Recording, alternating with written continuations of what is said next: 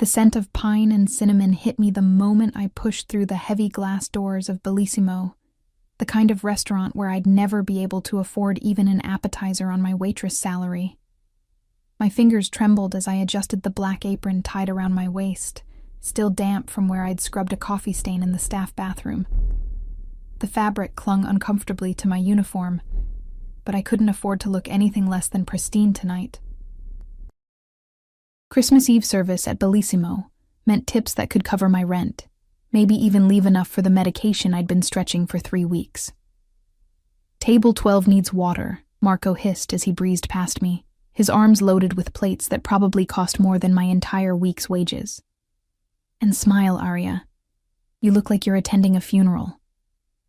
I forced my lips upward, though the expression felt like a mask. Everything felt like a mask lately. 6 months of double shifts, of swallowing my pride, of pretending the world wasn't crushing me slowly beneath its weight. My reflection in the polished silver of a passing tray caught my eye. Dark circles I'd tried to conceal with drugstore makeup, hair pulled back so tightly it made my scalp ache, eyes that had forgotten how to shine. The dining room thrummed with wealth. Crystal chandeliers scattered light like diamonds across white tablecloths. Women draped in furs and jewels laughed behind manicured hands. Men in suits that cost more than my car checked gold watches between sips of wine I couldn't pronounce. I moved between them like a ghost, visible only when they needed something, invisible the moment I delivered it. "Miss." The voice cut through the ambient noise, low and commanding in a way that made my spine straighten involuntarily. I turned toward table 7, the corner booth that had been roped off all evening. My manager had been nervous about it, checking his phone every 5 minutes, adjusting the reserve sign 3 times. Now I understood why. 3 men occupied the space, but only one mattered. He sat with his back to the wall. Of course he did. Positioned where he could see every entrance, every exit, every person who moved through his line of sight.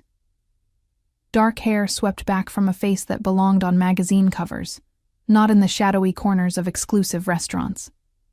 Sharp jawline, olive skin, eyes so dark they appeared black in the dim lighting. He couldn't have been more than 30, but he wore authority like other men wore cologne. A suited guard stood near the booth's edge, and I caught sight of another by the kitchen entrance. The man at the table held a phone in one hand, and I noticed a second device on the table beside his untouched wine. Everything about him screamed danger wrapped in expensive Italian wool. "Yes, sir?" My voice came out steadier than I felt. "What can I get for you?" Those dark eyes lifted to mine, and the world seemed to tilt slightly on its axis. He didn't look at me the way other patrons did. Through me, past me, at me with impatience or dismissal. He looked at me like I was a puzzle he intended to solve, piece by careful piece. "The Barolo," he said, his accent placing him somewhere between Brooklyn and the old country. "The 2015. I nodded, grateful for the excuse to escape that penetrating gaze. But as I turned, his voice stopped me again. "You're new here." It wasn't a question. I faced him again, clutching my order pad like a shield. "3 months, sir." "You don't belong here." Again, not a question. A statement delivered with absolute certainty. Heat crept up my neck. "I'm sorry if my service... That's not what I meant." He leaned back, and the leather creaked softly beneath him. One of his companions whispered something, but he waved the man silent without breaking eye contact with me. "You move like someone who's afraid of taking up space, like you're apologizing for existing." The observation landed like a physical blow. I opened my mouth, closed it, felt my carefully constructed composure cracking at the edges. "The wine, sir. I'll get your wine." I fled before he could say anything else, before he could strip away any more of the protective layers I'd built between myself and the world. My hands shook as I retrieved the bottle from the temperature-controlled case, and I had to read the label twice to make sure I had the right year. When I returned to table 7, he was alone. The 2 men had vanished, though I spotted them near the bar, speaking in low tones to Marco. The guard remained, statue still by the booth. "Your companions?" I asked as I presented the bottle for his inspection. "Business associates." He studied the label, then nodded. "They'll return."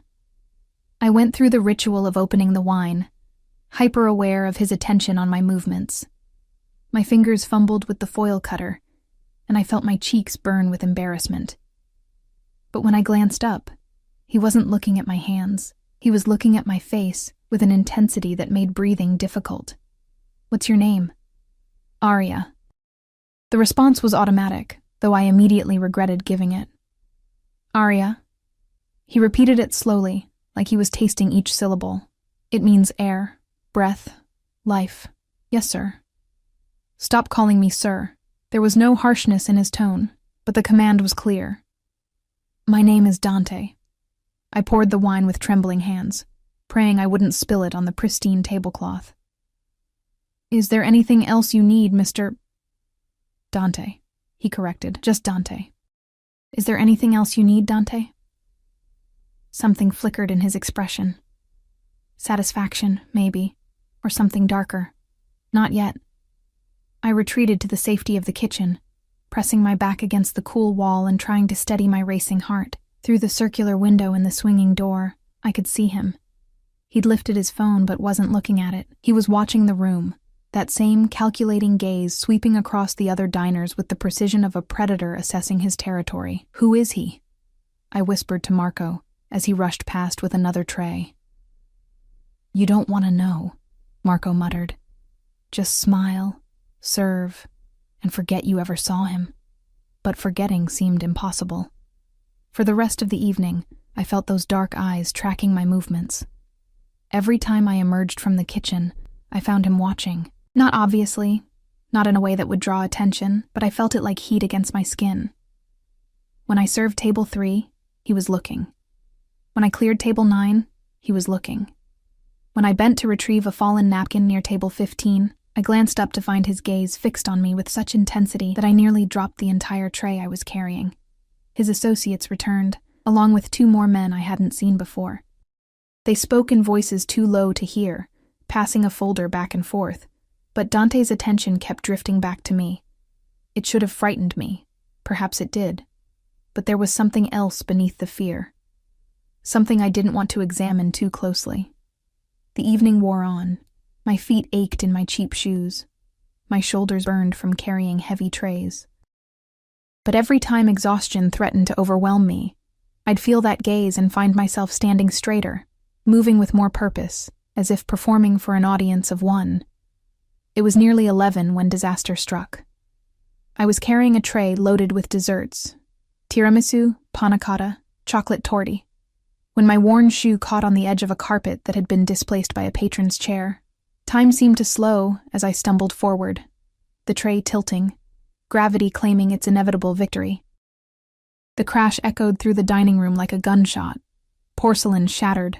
Cream and chocolate and shattered dreams spread across the floor in an abstract pattern of my failure. And there, splattered across expensive leather shoes and tailored wool trousers, was what remained of a $200 chocolate torte. I looked up slowly, horror congealing in my throat.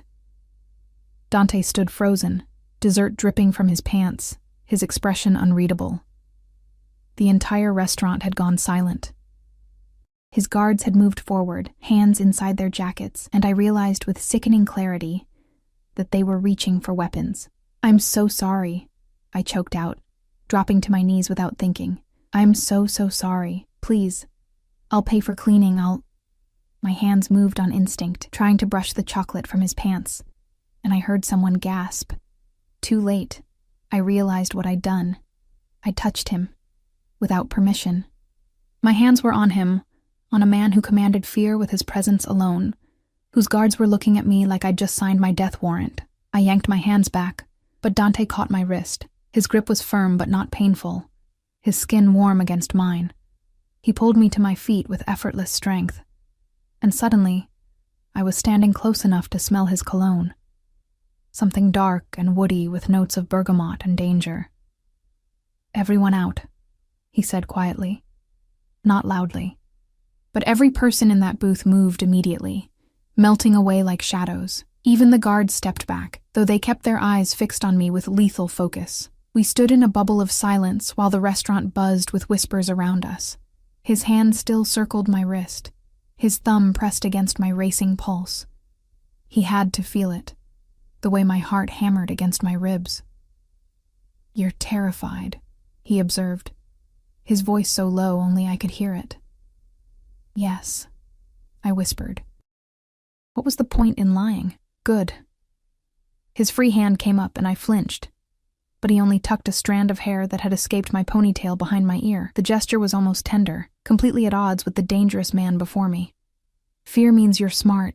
Fear keeps you alive. Please," I breathed. "I'll do anything. I need this job. I can't afford to lose this job." Something shifted in his expression. He released my wrist but didn't step back. "Anything?" The word hung between us, loaded with possibility and peril. I should have qualified it, should have backtracked, but desperation made me honest. "Yes. Anything." He studied me for a long moment, and I watched thoughts flicker behind those dark eyes like fish moving beneath black water. Then he reached into his jacket, slowly, deliberately, letting me see that he was pulling out a wallet, not a weapon. He extracted a cream-colored business card and pressed it into my hand. "Tomorrow, 2:00, this address." His fingers closed over mine, trapping the card between our palms. "Don't be late, Arya." Then he was gone, moving toward the exit with his entourage forming a protective diamond around him. The other patrons parted like a sea, and I stood in the wreckage of broken porcelain and shattered composure, clutching a business card that felt like it was burning through my skin. Marco appeared at my elbow, his face pale. "What did he say to you?" I looked down at the card. No name, just an address in a part of the city where I'd never been, where people like me didn't belong.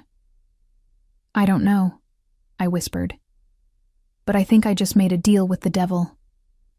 I didn't sleep that night. The card sat on my nightstand, innocuous as a viper. I'd stared at it for hours after my shift ended, turning it over in my fingers until the edges grew soft and worn. No phone number, no name, just an address embossed in elegant script on heavy cardstock that probably cost more than my weekly grocery budget. My apartment felt smaller than usual in the pre-dawn darkness.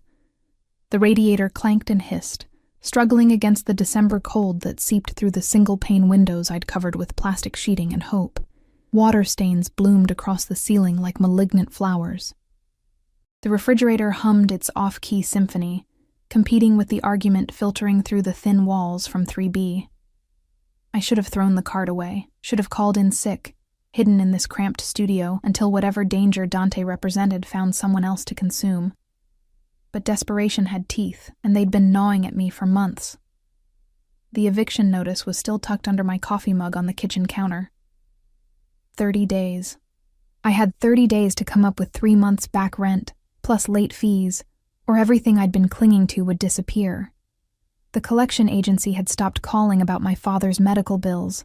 They'd moved straight to threatening legal action. And my car was one missed payment away from repossession. Anything, I'd said. Like an idiot. Like someone who'd never learned that the universe kept score. At 1:30, I stood in front of my closet's meager offerings. Nothing seemed appropriate for whatever waited at that address. The black dress I wore to my father's funeral felt too morbid. My 2 other dresses were either too casual or too worn. I finally settled on dark jeans that didn't have any visible holes, and a cream sweater that had been nice before countless washes had pilled the fabric. The address led me to a neighborhood I'd only seen from bus windows. Brownstones with restored facades, streets lined with trees that somehow survived in the concrete. Even the sidewalks looked cleaner here. I felt conspicuous in my secondhand coat with its missing button, clutching my bag against my chest like armor. The building was narrower than its neighbors, wedged between 2 larger structures like an afterthought. But there was nothing careless about the glossy black door or the security camera angled discreetly above the frame. I raised my hand to knock, then noticed the intercom button. Before I could press it, the door opened. The man who stood there wasn't Dante. This one was older, built like a truck, with a scar running through his left eyebrow. He looked me up and down with the professional assessment of someone paid to identify threats. "Arya?" His voice rumbled from somewhere deep in his chest. "Yes." He stepped aside, gesturing me into a narrow hallway that opened into unexpected space. The interior bore no resemblance to my assumptions. Exposed brick walls, gleaming hardwood floors, modern art that probably cost more than my yearly salary. Everything spoke of money spent by someone who knew the difference between expensive and valuable. "Second floor," the guard said. "He's expecting you." My footsteps echoed on the wooden stairs. Another guard stood at the landing, this one younger but equally imposing. He nodded as I passed, but didn't speak. The second floor opened into what might have been a living room in a normal home. Here, it was something else. A space caught between residence and fortress. Leather furniture arranged with mathematical precision. Windows that I suspected were bulletproof. And cameras, subtle but present, in every corner. Dante stood by the window, his back to me, phone pressed to his ear. He wore dark slacks and a white shirt with the sleeves rolled to his elbows, exposing forearms marked with ink I couldn't quite make out. His hair was slightly disheveled, as if he'd been running his hands through it. "I don't care what Salvatore thinks," he said into the phone, his voice carrying the edge of someone whose patience had limits. "Tell him if he has concerns, he can bring them to me directly. No more intermediaries." A pause. "Good. And Marco? Make sure our friend understands that crossing me isn't the same as crossing my father. I have less tolerance for disrespect." He ended the call and turned to face me. In the daylight filtering through those enormous windows, he was even more devastating than he'd been in the restaurant's shadows. The angles of his face seemed sharper, his eyes more penetrating. He studied me with the same intensity as the night before, and I fought the urge to fidget under that gaze. "You came," he said. "You said not to be late." Something that might have been amusement flickered across his features. "You're early. By 15 minutes. I couldn't afford to risk being late." The honesty escaped before I could stop it. He moved toward me with the fluid grace of someone comfortable in his own body, in his own power. "Do you know who I am, Aria?" "No." Another truth. Marco's warning had been clear. I didn't want to know. "But you're frightened anyway." "Yes." He stopped close enough that I had to tilt my head back to maintain eye contact. "Yet you're here, in my home, alone with me. Either you're very brave or very desperate." "The second one," I whispered. His hand came up, and I held myself still as he traced the dark circle under my left eye with his thumb. The touch was gentle, almost clinical. "When did you last sleep?" "I don't remember." "Eat?" I thought of the ramen packet I'd had for breakfast, my second that week. "This morning." He dropped his hand but didn't step back. "You're drowning, Aria. I can see it. The question is whether you'll let someone throw you a rope or if you're too proud to grab it." "I'm not proud enough to drown," I said. "Not anymore." He nodded slowly, as if I'd passed some test. Then he moved to the leather sofa and gestured for me to sit. I perched on the edge, my hands clasped in my lap. He settled across from me, elbows on his knees, his attention fixed on me with laser focus. "I'm going to offer you a job," he said. "Not at the restaurant. Something different. Something that will solve your financial problems." My mouth went dry. "What kind of job?" "My family is very traditional, old-world values, old-world expectations." He leaned back, crossing one ankle over his knee. "Every Christmas, we gather at my grandfather's estate. Children, cousins, aunts, uncles. 3 generations of Morellis under one roof." "That sounds nice," I said, unsure where this was leading. "It would be, except my grandfather has decided it's time for me to settle down, get married, produce heirs to carry on the family legacy." His lip curled slightly. "He's been introducing me to daughters of his associates, women who see me as a transaction, a way to secure their family's position." Understanding began to dawn, cold and uncomfortable. "You want me to pretend to be my wife," he finished. "Just for Christmas. 5 days at the estate. You'll meet my family, play the role of the devoted spouse, and when it's over, I'll pay you enough to solve whatever problems are keeping you awake at night." I stared at him, certain I'd misheard. "You want me to lie to your family, pretend we're married?" "Yes." "Why me? You could hire an actress, someone professional, because you're real." He leaned forward again, his gaze pinning me in place. "The women my grandfather finds for me are polished to a shine. Everything about them is calculated. But you spilled dessert on me and looked like you expected me to have you killed. That kind of genuine terror can't be faked. That's not reassuring. It's not meant to be. He pulled a folder from beneath the coffee table and slid it across to me. This is the contract. You'll read every word. You'll understand exactly what you're agreeing to before you sign anything. My hands trembled as I opened it.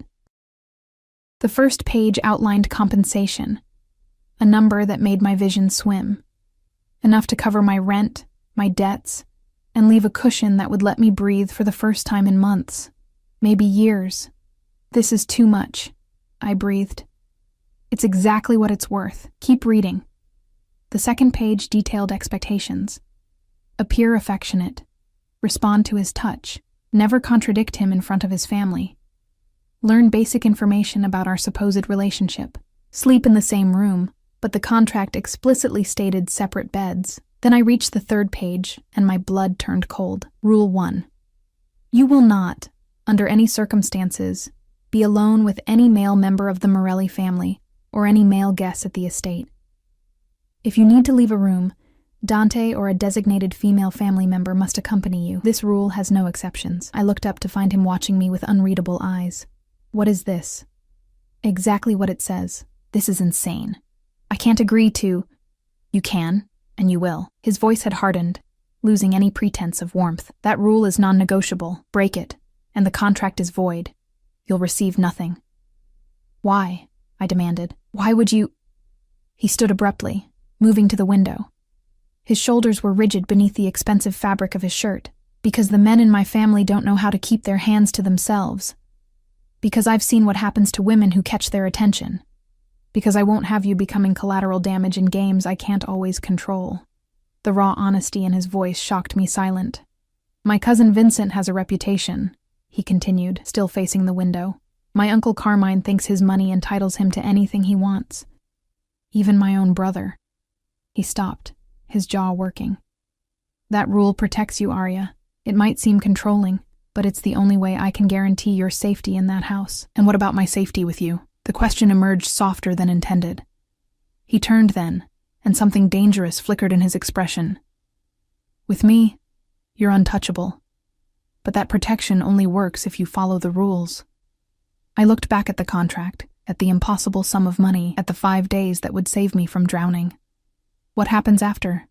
When the 5 days are over, you walk away. We go back to our separate lives. I'll tell my family the marriage didn't work out. These things happen. You'll have your money, your freedom, and no further obligations. It sounded simple. Too simple. Nothing in life came without hidden costs. There has to be more. There is. He returned to the sofa but remained standing. While you're there, you belong to me, not in reality, but in appearance. You'll wear what I choose. Go where I tell you. Speak when I allow it. My family will be watching every interaction, judging every gesture. One mistake, and they'll know it's a lie. So, I'm supposed to be your puppet. You're supposed to be my wife. He crouched in front of me, bringing us eye to level. In my world, wives defer to their husbands. It's not politically correct, and I don't expect you to like it, but it's what my family will expect to see. And what do you get out of this? I asked. Besides getting your grandfather off your back? His smile was sharp as broken glass. I get to watch the women he chose for me realize they've lost. I get 5 days of peace instead of 5 days of fighting off marriage proposals. And I get the satisfaction of knowing I chose my own path, even if it's a temporary one. Pride, control, power. The motivations made sense in a twisted way, even if I couldn't fully understand them. I need time to think, I said. You have 5 minutes. He straightened and checked his watch. The car leaves for the estate tomorrow at 8. Either you're in it or you're not. But Arya? He waited until I met his eyes. I don't offer second chances. This is your one opportunity. Walk away now, and you'll never see me again. I thought of my apartment, the eviction notice, the collection calls, the medication I'd been rationing, the future that looked like an endless tunnel with no light. Then I thought of 5 days playing pretend in a mansion with a man who terrified and fascinated me in equal measure. It wasn't really a choice at all. I need a pen, I said. Something blazed in his expression. triumph, or satisfaction, or hunger, I couldn't tell. He produced a pen from his pocket, expensive and heavy. I took it, feeling the weight of what I was about to do settle over me like a shroud. My signature looked small and insignificant at the bottom of the contract. Dante's joined it moments later, bold and decisive. "One more thing," he said as I stood to leave. "Tomorrow morning, a car will pick you up at 7. Bring nothing. Everything you need will be provided. Nothing? No photos, no phone, no reminders of your other life. For 5 days, that life doesn't exist. Only this one." The reality of what I'd agreed to crashed over me like ice water. "I don't even know your last name." "Morelli," he said. "Dante Morelli. And as of tomorrow, you're Aria Morelli. Try not to forget it."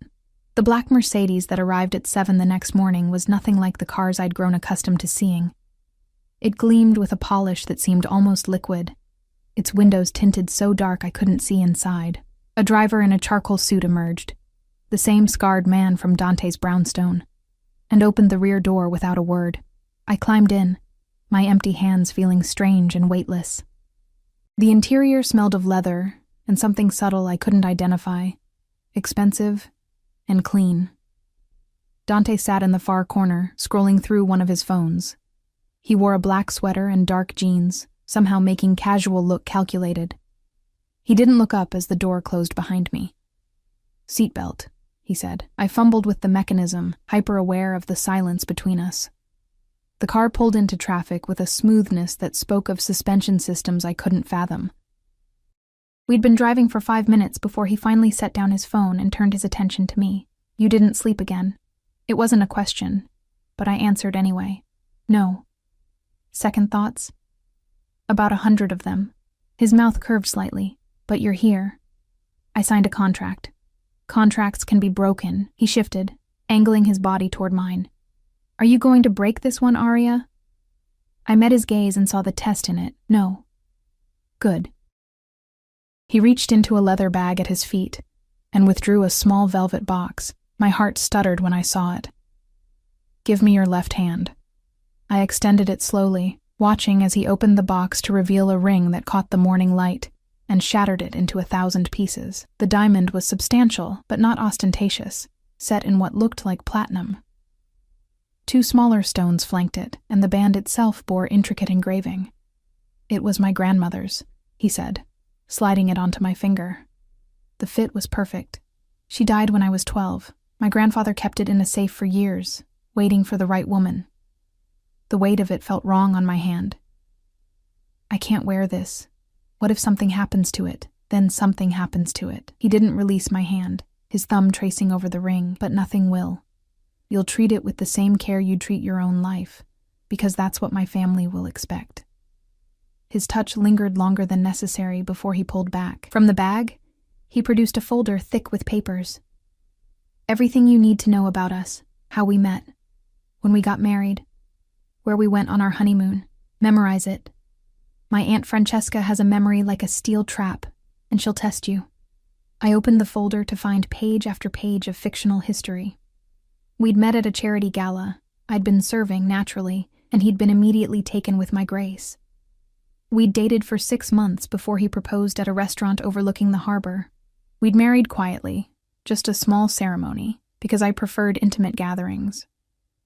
Our honeymoon had been 2 weeks in the Italian countryside, visiting his family's ancestral home. "This is detailed," I murmured, scanning descriptions of places I'd never been, moments I'd never lived. "It has to be. My family doesn't accept surface-level lies. They dig until they find truth or blood." He paused. "Usually both." The drive stretched into hours. We left the city behind, trading concrete for countryside. Dante took phone calls in Italian, his voice shifting between commanding and coaxing, depending on who was on the other end. I studied the folder, committing facts to memory like I was cramming for an exam that would determine my survival, because maybe I was. "Tell me about your family," he said during a lull between calls. "Your real family." "Why does that matter?" "Because they'll ask. And because I need to know if anyone will come looking for you." The words sent a chill through me. "Should someone be looking for me?" "Not unless you give them a reason to." He watched me with those unsettling dark eyes. Answer the question, Arya. My mother left when I was 6. I don't remember much about her except the smell of her perfume and the sound of the door closing. The memories tasted bitter. My father raised me. He was a good man. Worked construction until his hands gave out, then took whatever jobs he could find. He got sick 3 years ago, lung cancer. I dropped out of college to take care of him. And now? Now he's buried in a cemetery I can't afford to visit because I sold my car to pay for his last month in hospice. My voice cracked, despite my efforts to keep it steady. No one's coming to look for me. I'm a ghost to anyone who might have cared. Dante was quiet for a long moment. That's not true. Which part? The part where you think no one cares. He leaned forward, forcing me to meet his gaze. I care. Because for the next 5 days, you're mine to protect. That means something. It means you need me to play a role. It means more than that. His intensity was almost physical. It means if anyone in that house tries to hurt you, disrespect you, or even looks at you the wrong way, they'll answer to me. Do you understand? I didn't. Not really, but I nodded anyway. The estate appeared like something from a different century. Iron gates opened to reveal a driveway that curved through manicured grounds. The main house sprawled across the landscape. 3 stories of stone and windows, wings extending like arms. Luxury cars lined the circular drive. People moved across the grounds, carrying luggage, greeting each other with kisses and laughter. My stomach twisted into knots. Breathe, Dante commanded softly. And remember, you belong here because I say you do.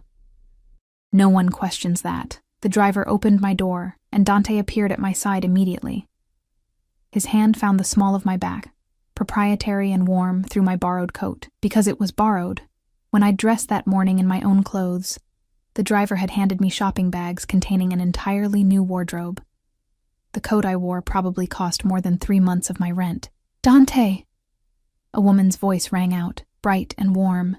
She descended the front steps with the confidence of someone who'd never questioned her place in the world. Dark hair, expensive highlights, designer clothes that draped perfectly over her slim frame. Finally, Nono has been asking about you every 5 minutes. Francesca. Dante's voice held affection, but also wariness. You're looking well, and you're looking mysterious. Her gaze locked onto me, sharp and assessing. Is this her? The wife we've heard absolutely nothing about?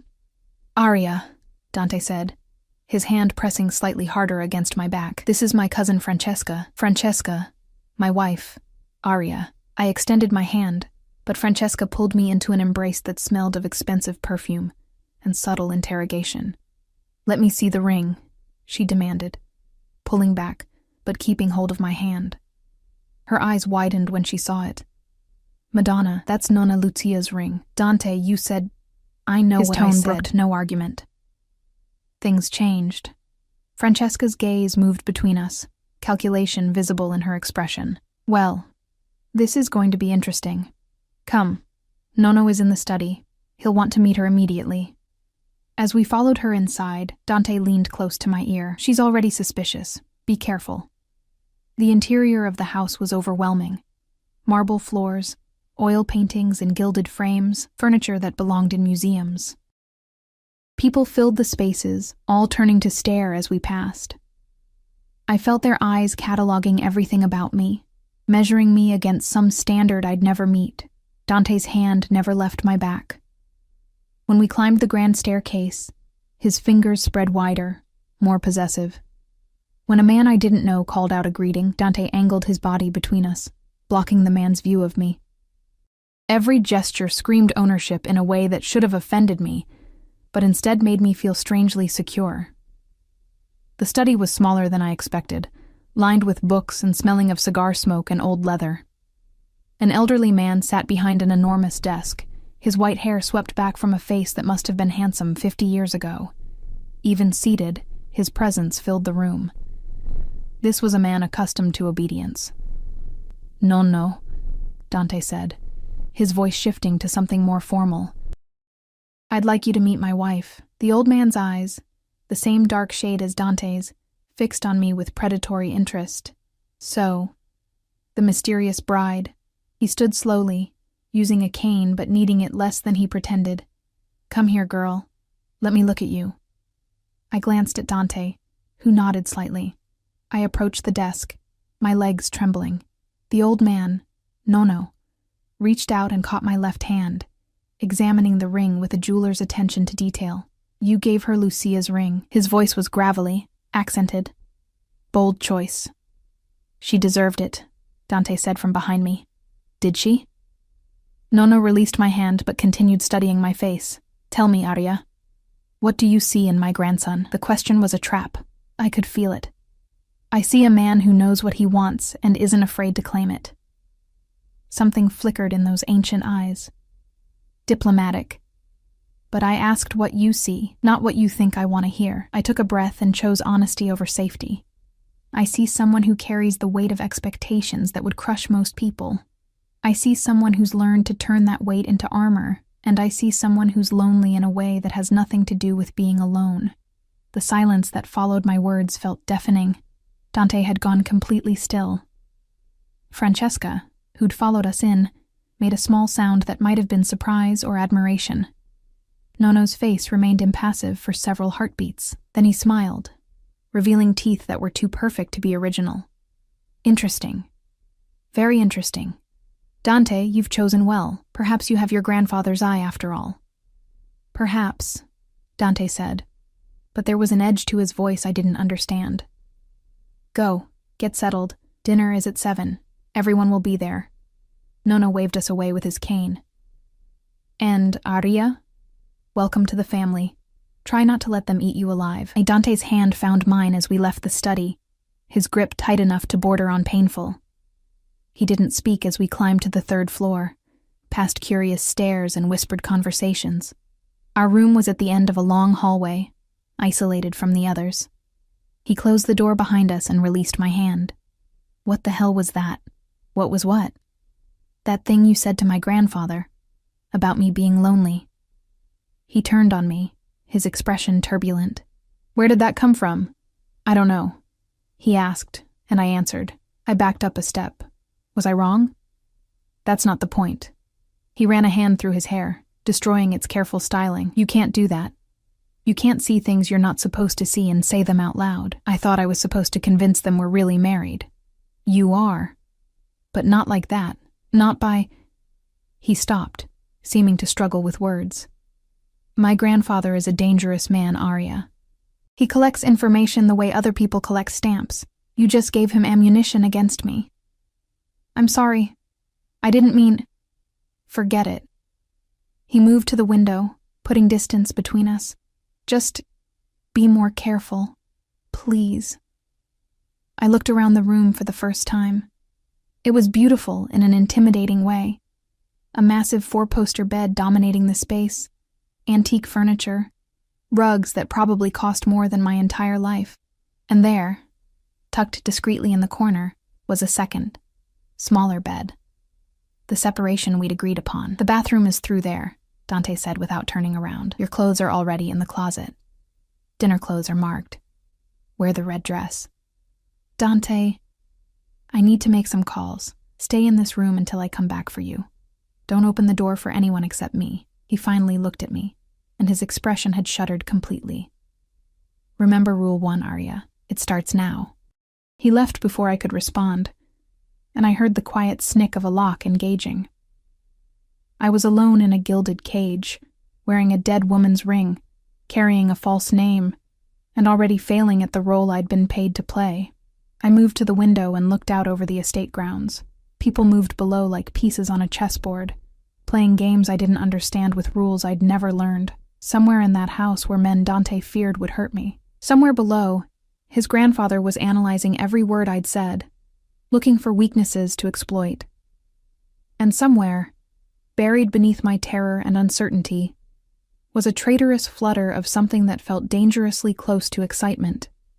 Because for 5 days, I belonged to someone who saw me as more than invisible. For 5 days, I mattered enough to protect, even if it was all a beautiful, expensive lie. The ring caught the afternoon light and threw rainbows across the room. I touched it gently, feeling the weight of history and deception. In 5 days, I'd return it. In 5 days, I'd go back to being no one. But right now, for this moment, I was Aria Morelli. And I had no idea if that would save me or destroy me. The red dress fit like it had been designed for my body specifically. Silk that whispered against my skin, a neckline that suggested rather than revealed, a hem that fell just above my knees. When I looked in the mirror, I barely recognized myself. My hair, washed with products that cost more than I wanted to imagine, fell in soft waves around my shoulders. The makeup artist who'd appeared an hour ago had transformed my exhaustion into something that looked almost like elegance. I was studying my reflection, trying to reconcile this woman with the one who'd spilled dessert 2 days ago, when the door opened. Dante entered without knocking, and I watched his reflection freeze behind mine in the mirror. His eyes traveled from my face down to my shoes and back up again, slowly, deliberately. Something dangerous flickered in his expression before he controlled it. "Turn around." I obeyed, my heart hammering. He approached with predatory grace, and I held myself still as he circled me once, then twice. His finger traced along my shoulder blade, adjusting the dress's drape. "Perfect," he murmured. Then, louder, "There's something missing." He withdrew a velvet box from his jacket, longer than the ring box, flatter. Inside lay a necklace that made my breath catch, diamonds and rubies arranged in an intricate pattern, delicate but unmistakably valuable. "I can't wear that," I whispered. "You will." He moved behind me, and I felt the cold kiss of metal against my throat. His fingers brushed my nape as he fastened the clasp, and I shivered involuntarily. In my world, a wife wears her husband's gifts. It shows everyone that you're claimed, protected, mine. That word again, mine. He said it the way other people said their own names, with absolute certainty and ownership. "Look at me." His hand settled on my shoulders, turning me to face him. He'd changed into a black suit that probably cost more than my year's salary. His hair swept back, his jaw sharp enough to cut. "Tonight will be difficult. There will be 23 people at dinner. Most of them will try to find cracks in our story. Some will do it subtly. Others won't bother with subtlety at all. What do I do? You stay close to me. You let me speak for us when appropriate. You smile and nod and remember everything we rehearsed." His thumb stroked small circles on my shoulders.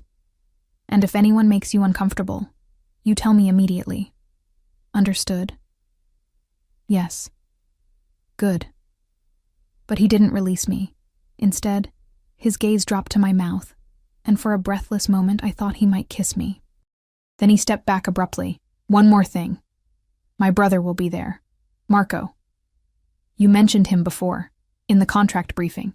I mentioned he's dangerous." Dante's voice had gone hard. "He's going to test you, Aria. He's going to push boundaries to see if you'll break character. Under no circumstances do you let him isolate you from the group. I remember Rule 1. Rule 1 isn't enough with Marco." He moved to the door, then paused. "He has a gift for finding what people fear and exploiting it. Don't give him ammunition." The dining room could have hosted a small wedding. A table stretched the length of the space, set with china and crystal, that caught the chandelier light and multiplied it. People were already gathering, dressed in their finest, carrying cocktails and conversation with equal ease.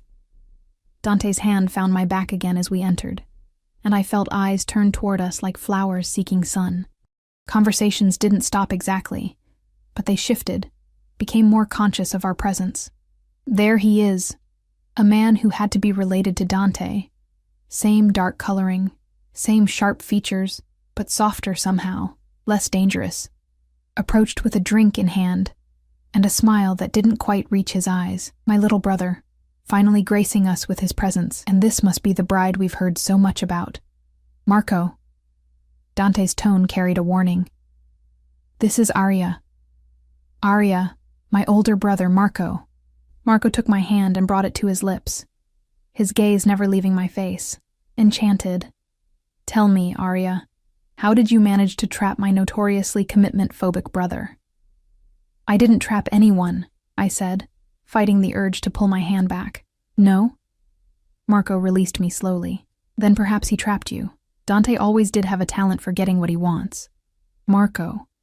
Dante's voice dropped to something lethal. Back off. I'm just being friendly. Marco's smile widened. Surely you want your family to welcome your new wife.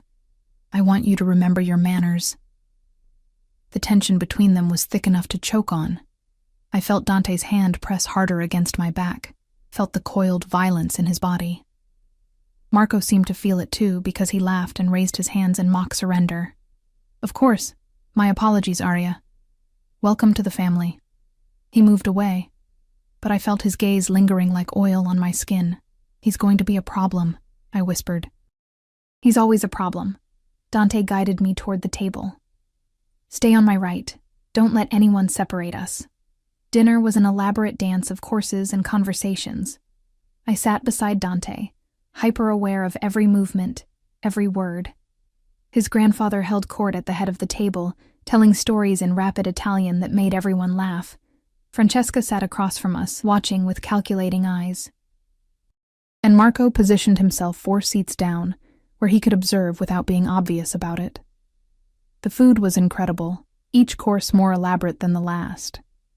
But I could barely taste any of it. I was too focused on maintaining my character, on remembering the fiction we'd created, on not making a mistake that would cost me everything.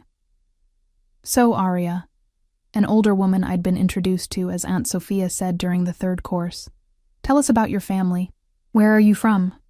The question I'd been dreading. I'm from the city. My father passed away a few years ago. My mother left when I was young.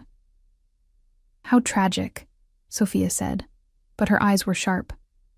And what did your father do? Construction. Then various jobs after his health declined. Construction. She repeated the word like it tasted bad. How industrious. My father was a good man, I said, hearing the edge in my own voice. He worked hard to provide for me. I'm sure he did, dear. Sophia's smile was poison wrapped in sugar. It's just so unusual for Dante to choose someone from such a different background. That's enough, Sophia. Dante's voice cut through the conversation like a blade. My wife's background is none of your concern. I didn't mean... Yes, you did. He set down his fork with deliberate care. Arya's family may not have our name or our money, but she has something more valuable: integrity, grace, strength. His hand found mine under the table, his grip almost painfully tight. Things some people at this table wouldn't recognize if they saw them. The table had gone silent. Even Nonno had stopped eating, watching the exchange with interest. I felt heat flood my face, embarrassment, and something else. Something that felt dangerously like gratitude. Well said, grandson, Nonno finally spoke. Love doesn't concern itself with bank accounts. Your grandmother came from nothing, and she was the finest woman I ever knew. The tension broke slightly, conversations resuming in quieter tones. But Dante's hand remained locked around mine, and I could feel rage vibrating through him like a tuning fork. Thank you, I whispered. Don't thank me for defending what's mine. He brought my hand to his lips, pressing a kiss to my knuckles that felt more like a brand than affection. No one disrespects you while you wear my ring. The possessiveness should have frightened me. Instead, it kindled something warm and dangerous in my chest. The rest of dinner passed in a blur. Dessert, coffee, liqueurs I didn't touch. People began to drift away from the table, forming smaller groups throughout the house. Dante kept me at his side, his hand never leaving the small of my back, or my waist or my shoulder. Every touch reinforced the same message. She's mine. I need some air, I finally said, feeling overwhelmed by the heat and the noise and the constant scrutiny. There's a balcony upstairs. Dante started to guide me toward the stairs, but Francesca intercepted us. Dante, Nonno wants to speak with you. Something about the shipment from Naples. He tensed. It can wait. He said now. Francesca's expression was apologetic, but firm. I'll keep Arya company while you're gone. I felt Dante's reluctance in the tightening of his grip. 10 minutes. No more. I'll be fine, I assured him, though my stomach had knotted with anxiety. He leaned close, his lips brushing my ear. Stay with Francesca. Don't go anywhere alone. I'll be back as soon as possible. Then he was gone, and I was left with his cousin, who studied me with undisguised curiosity. Come, she said, linking her arm through mine. Let's get that air you wanted, and maybe you can tell me what's really going on. I don't know what you mean. Please. Francesca guided me through the house and out onto a stone terrace overlooking the gardens. I've known Dante my entire life. I've never seen him look at anyone the way he looks at you. We're married. You're something, she agreed. But I'm not sure marriage is the right word for it. She pulled out a cigarette case, offering me one. When I declined, she lit her own and exhaled a stream of smoke into the cold air. He's protecting you. That much is obvious. The question is why you need protecting. Your family isn't exactly welcoming. True. But Dante doesn't usually care about things like that. He brings who he wants, when he wants, and everyone else can go to hell. She tapped Ash over the railing. So what makes you different? I don't know, I admitted. Maybe I'm not. Maybe this is just... Aria! A male voice called from inside. There you are. I've been looking everywhere. Marco stepped onto the terrace, and Francesca's expression shifted to something wary. Marco. We were just having girl talk. How lovely. But I need to steal the bride for a moment. His smile was charming and completely false. Family tradition. The eldest brother must officially welcome the new wife. I'm sure that can wait until Dante returns, Francesca said. He won't mind. Marco moved closer, and I caught the smell of expensive scotch on his breath. Will he, Aria? After all, we're family now. Every instinct screamed at me to refuse. But Francesca was watching, and I couldn't afford to seem unwilling to integrate with Dante's family. Of course, but perhaps we could speak here? It's so beautiful outside. What I have to say requires privacy. Marco's hand landed on my elbow, his grip firm. Just a few minutes. Francesca, you understand. Francesca hesitated, and I saw the moment she decided not to interfere. Don't be long. Dante will be furious if he comes back and she's gone. Then we'd better hurry. Marco was already guiding me back inside, his hand sliding from my elbow to my waist. This way. My study is just down the hall. Panic clawed at my throat. Rule 1. I was breaking Rule 1, and I couldn't figure out how to stop it without causing a scene that would expose everything. Marco's grip tightened as if he sensed my hesitation. Don't be nervous, he said, his voice dropping to something intimate and unwelcome. I just want to get to know my new sister-in-law better. Is that so wrong? We turned down a corridor away from the main rooms. The sounds of the party faded. My heart hammered against my ribs as Marco opened a door and gestured me inside. The study was smaller than Nono's, lined with books and smelling of leather and smoke. Marco closed the door behind us, and the soft click of the latch sounded like a gunshot. Now then, he said, moving to a sideboard and pouring 2 glasses of amber liquid. Let's talk about you and my brother. There's nothing to talk about. I stayed near the door, my hand hovering near the handle. We're married. That's all your family needs to know. But that's where you're wrong. He turned, offering me a glass I didn't take. My family needs to know if you're real, or if you're another one of Dante's chess moves. I don't know what you mean. Don't you? He set down both glasses and approached slowly. My brother is many things, but impulsive isn't one of them. Yet suddenly he's married to a waitress he met weeks ago, wearing our grandmother's ring, bringing her home for Christmas like some kind of prize. He stopped close enough that I had to crane my neck to maintain eye contact. Something doesn't add up, Aria, and I always solve puzzles eventually. Maybe you're just not as smart as you think you are. The words escaped before I could stop them. Marco's expression darkened. Careful. You might be Dante's latest obsession, but that protection only extends so far. What do you want from me? The truth. His hand came up and I flinched, but he only touched the necklace at my throat. These are real. The ring is real. But are you? Or are you just another liar in a house full of them? Get your hand off her. Dante's voice cut through the room like winter wind. He stood in the doorway, and the rage on his face was terrifying. Marco dropped his hand immediately, but his expression remained defiant. We were just talking. You were touching what belongs to me. Dante crossed the space in 3 strides and positioned himself between us. Get out. This is my study. I don't give a damn if it's the Sistine Chapel. Get. Out. Marco laughed, but there was no humor in it. She's got you twisted up, little brother. How long before you realize she's just using you? Dante's fist connected with Marco's jaw so fast I barely saw it move. Marco staggered back, blood blooming from his split lip. For a moment I thought he'd retaliate. Then Nono's voice rang out from the hallway. Enough! The old man filled the doorway, his cane tapping against the floor. Behind him stood several other family members, drawn by the commotion. Dante's chest heaved, his knuckles bloody, his eyes still locked on his brother. What is the meaning of this? Nono demanded. Marco violated the one rule I gave him, Dante said, his voice deadly calm. He isolated my wife and put his hands on her. I barely touched. You had no right to touch her at all. Dante finally looked at his grandfather. I told everyone, she stays with me or with designated family. Marco knew that rule and broke it anyway. Nono's gaze moved between his grandsons, then landed on me. Is this true, child? Did Marco harm you?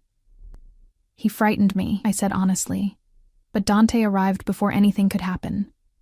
The old man nodded slowly. Marco, you will apologize to your brother's wife, and then you will stay away from her for the remainder of this visit. No. Now. Marco's jaw worked, but he finally turned to me.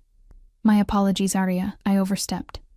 The words were hollow, but I nodded acceptance. Dante's hand found mine, his grip almost crushing. We're retiring for the evening, he announced. Arya is tired. No one argued. We walked through the gathered family, and I felt their stares like brands on my skin. Dante didn't speak until we were back in our room with the door locked behind us. Then he pulled me against him, his arms wrapping around me with desperate strength. Did he hurt you? No. You got there in time. I should have stayed with you. I never should have left you alone. His hand cradled the back of my head, pressing my face against his chest. His heart hammered beneath my ear. If he had touched you, if he had hurt you, but he didn't. I pulled back enough to look at his face. Blood still stained his knuckles. Let me clean your hand. In the bathroom, I ran warm water and carefully washed the blood away. His knuckles were split, but not badly. As I worked, I felt his eyes on me, heavy with something I couldn't name. You defended me, I said quietly. You hit your own brother. He broke the rules. He touched what was mine. His free hand caught my chin, tilting my face up. Do you understand yet, Arya? This isn't just an act. While you're here, while you wear my ring, you're under my protection. And I protect what's mine. The possessiveness in his voice should have terrified me. Instead, it made something inside me melt and reshape itself. I thought of all the times I'd been invisible, disposable, forgettable. And now this dangerous man was claiming me like I mattered, like I was worth defending, worth fighting for. Even if it was only pretend. Even if it would end in 3 more days. Thank you, I whispered. His thumb brushed across my lower lip. Don't thank me. Just promise me you won't break the rules again. I promise. Good. But he didn't release me. We stood there in the bathroom's soft light, his hand on my face, mine wrapped around his damaged knuckles, breathing the same air. When he finally stepped back, the loss of his warmth felt like abandonment. Get some sleep. Tomorrow will be worse. Christmas Day always brings out the worst in my family. I changed in the bathroom, emerging in the silk nightgown that had been provided. Dante had already claimed his smaller bed, stripped to his waist, tattoos I'd glimpsed before, now fully visible. Saints and sinners inked across his skin in elaborate detail. I climbed into the large bed, feeling it swallow me. The sheets smelled like him, bergamot and danger and something uniquely Dante. I closed my eyes and tried to quiet my racing heart. Arya? His voice came through the darkness.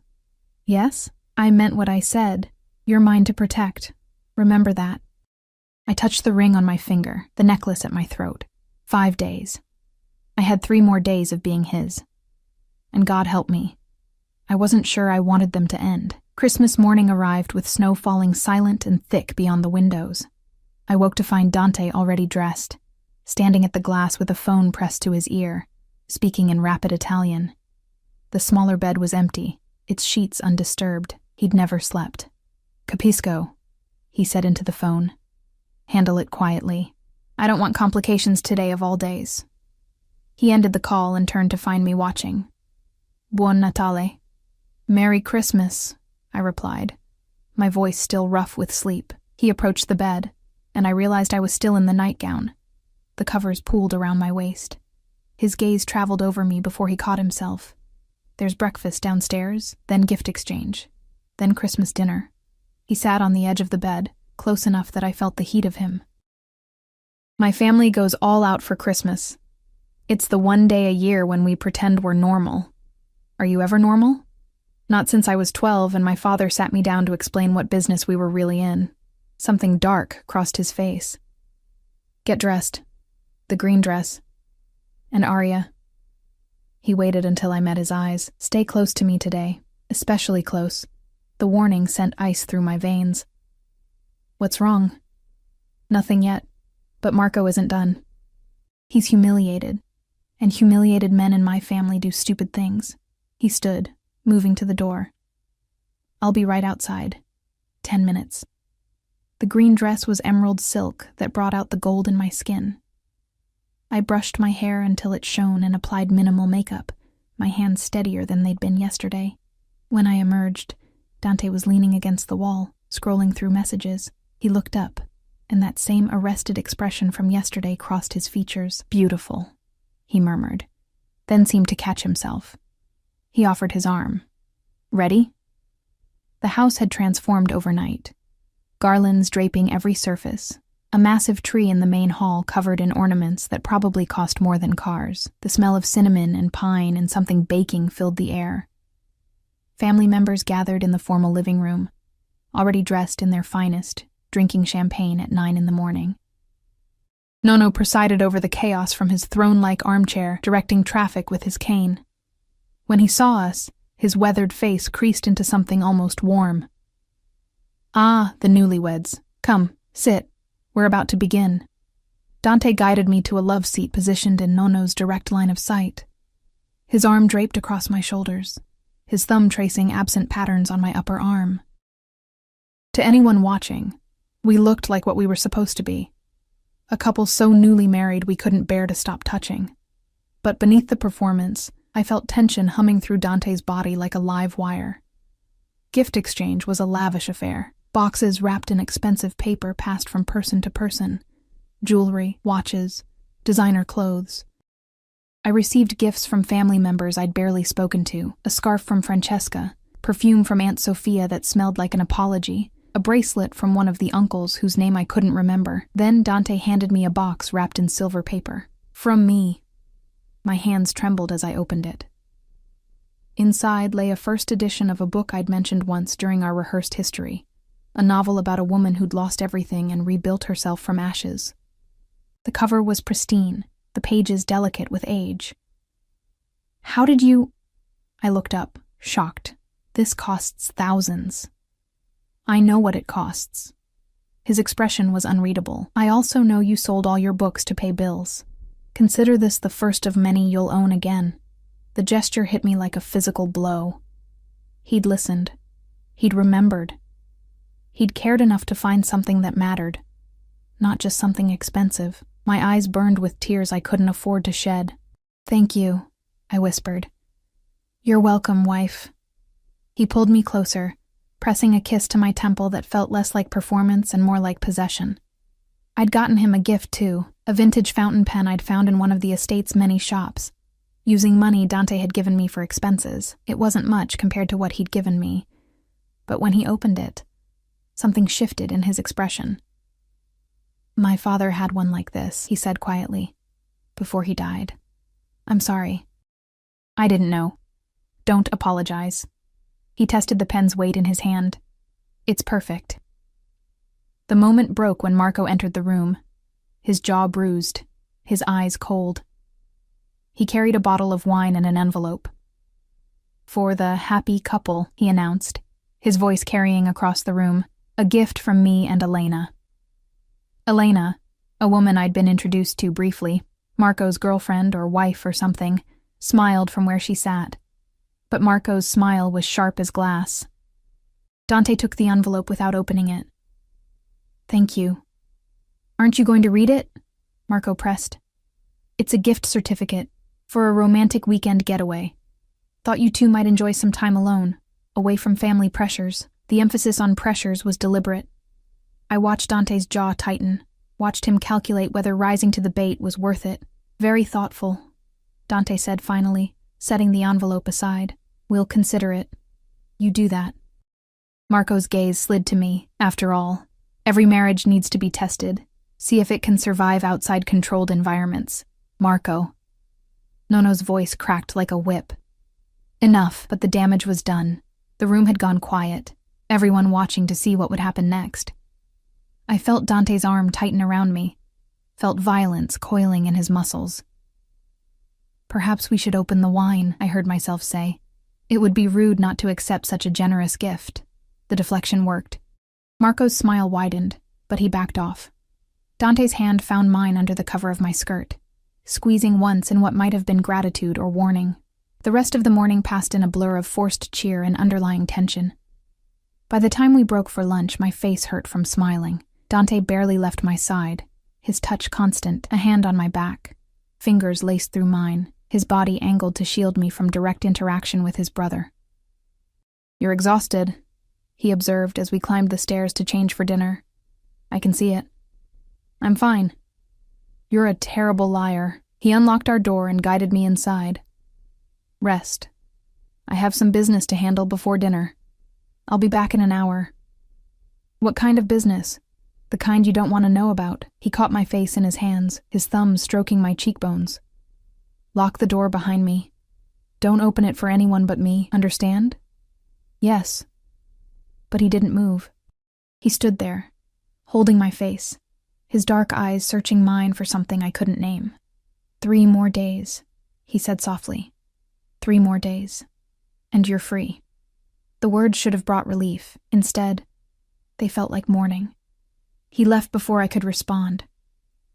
I locked the door and collapsed onto the bed, still wearing the green dress, too tired to care about wrinkles. My mind raced with everything that had happened.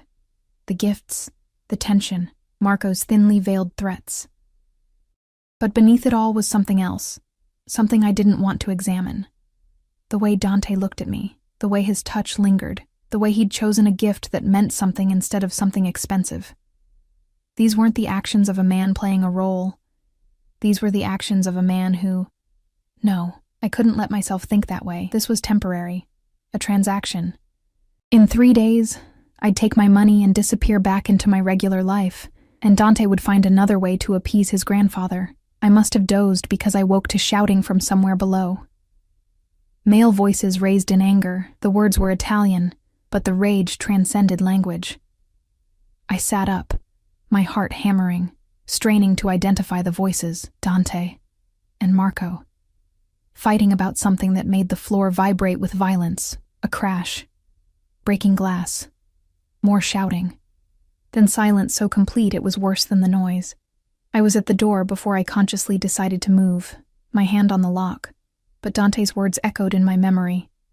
"Don't open it for anyone but me." I pressed my ear against the wood, listening. Footsteps in the hallway, multiple sets, moving fast. A knock made me jump back. "Aria!" Francesca's voice, tight with stress. "Open the door, quickly." I hesitated. Dante had said only him, but Francesca was designated family, wasn't she? And something was clearly wrong. I unlocked the door. Francesca slipped inside, her face pale, her hands shaking. "Get your things. The clothes you came in. Whatever's yours." "What? Why?" "Because Dante just beat Marco half to death in Nono's study, and the family is fracturing." She moved to the closet, pulling out the bag I'd arrived with. Marco said something. I don't know what. But Dante snapped. Really snapped. Nono is trying to calm things down, but...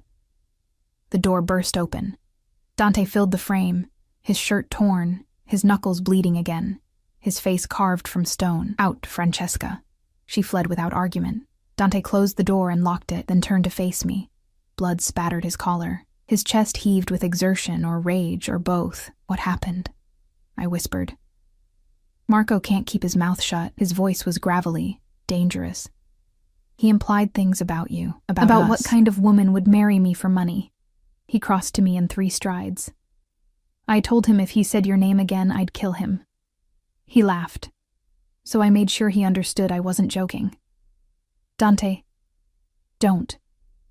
His hands framed my face, tilting it up to meet his burning gaze. Don't tell me I overreacted. Don't tell me he's family.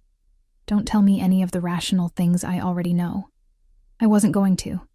My hands came up to cover his, feeling the blood cooling on his skin. I was going to say thank you. Something broke in his expression. You shouldn't thank me. You should run from me. I'm not a good man, Arya. I never have been. But when he talked about you like you were nothing, like you were just some gold digging, he stopped, his jaw working. I couldn't hear it. I won't hear it. Why? The question escaped before I could stop it. Why do you care so much? This is just an arrangement, a business deal. In 3 days, I'm gone. His laugh was bitter. You think I don't know that? You think I haven't been counting down the hours until you disappear from my life? His thumbs stroked my cheekbones, a gesture at odds with his harsh words. But while you're here, while you wear my ring, while you carry my name, you're mine.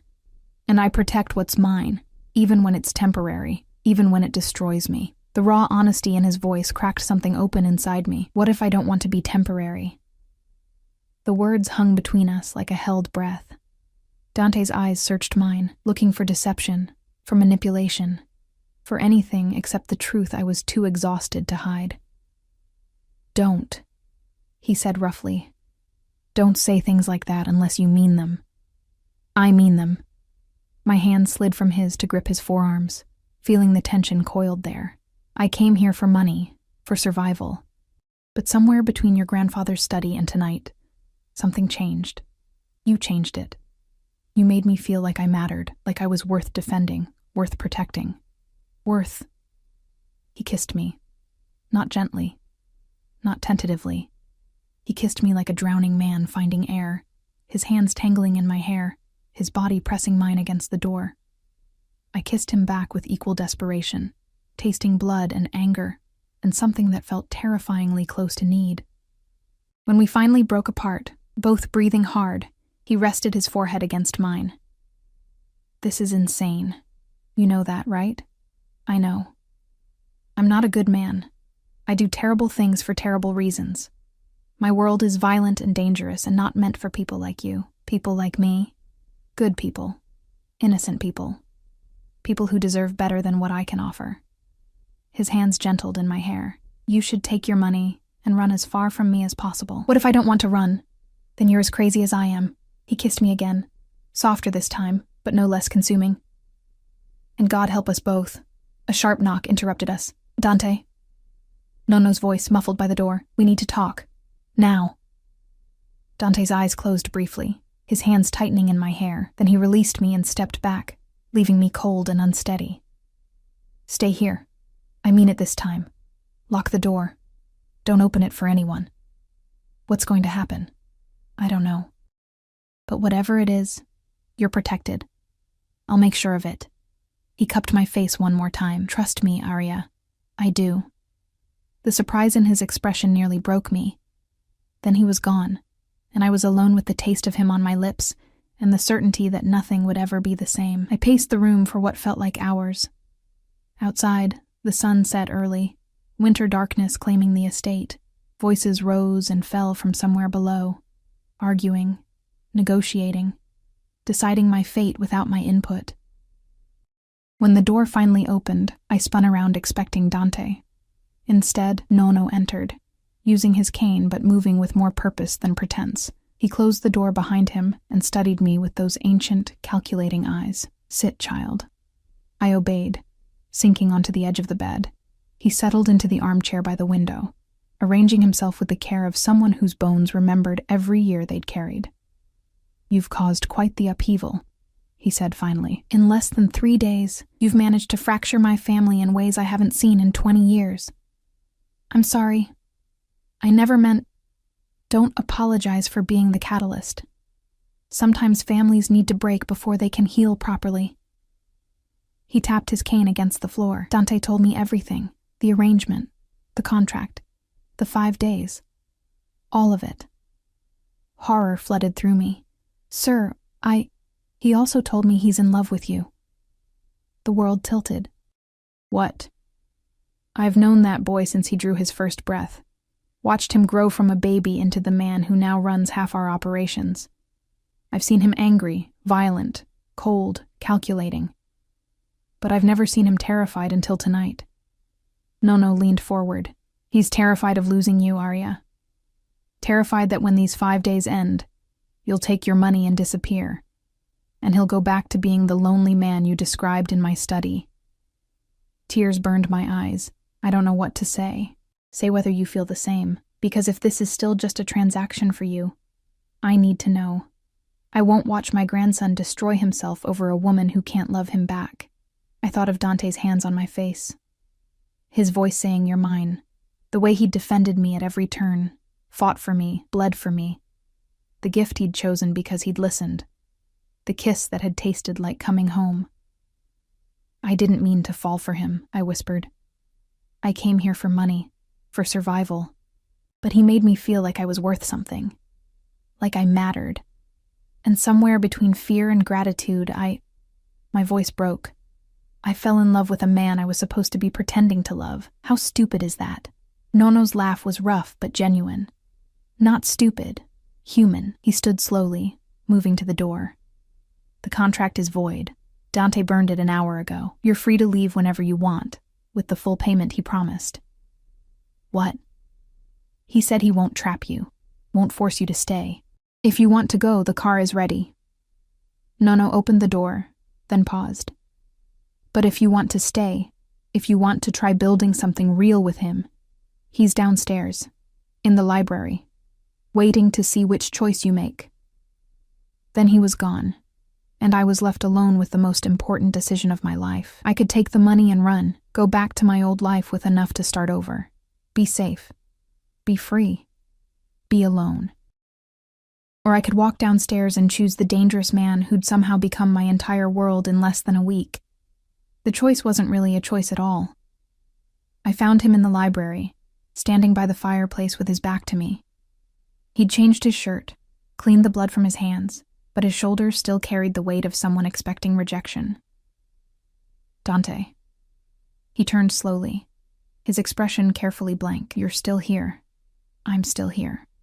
Your money is in an account Francesca set up. The car can take you anywhere you want to go.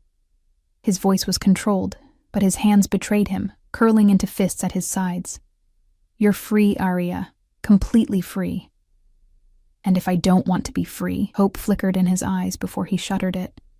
Don't do this if you're not sure. I can't. I won't survive you walking away twice. I crossed the space between us, took his damaged hands in mine. I'm not walking away. I'm walking toward you. If you'll have me. The real me, not the character I was playing. The real you is all I've wanted since you spilled dessert on my shoes and looked at me like I was death incarnate. He pulled me close, one hand cradling my face, the other at my waist. But my world is dangerous, Arya. There will be threats, enemies, violence. I can protect you from most of it, but not all of it. Are you sure? I kissed him, cutting off his words. I'm sure. I'm terrified, but I'm sure. His arms came around me, holding me like I was something precious and breakable. Then marry me. Really marry me. Not for my grandfather. Not for money. Marry me because you want to spend your life with a man who will probably drive you crazy, but who will love you until his last breath. Yes. The word was easy, natural, right. Yes to all of it. He kissed me then, not with desperation, but with promise. And for the first time since my father died, I felt like I'd found home. 6 months later, we married for real. Small ceremony, just immediate family. Francesca was my maid of honor. Even Marco attended, his jaw healed, his relationship with Dante still fractured but mending slowly. I wore a different dress, but the same ring, Nonna Lucia's diamond, that had always fit perfectly. Nono cried during the vows, which he denied vehemently later. And Dante, my dangerous, possessive, impossible man, promised before God and family to protect me, honor me, and love me for whatever time we had. You're mine, he whispered as we danced at the reception, his arms wrapped around me, his heart beating against mine. I'm yours, I agreed. But Dante? Yes, wife? You're mine too. Don't forget it. His laugh was warm and real. I wouldn't dream of it. Outside, snow began to fall, soft and silent and full of promise. Inside, surrounded by family who'd become mine, held by the man who'd saved me by letting me save him, I finally understood what it meant to belong. Not because someone owned me, but because I'd chosen to be owned. And that made all the difference.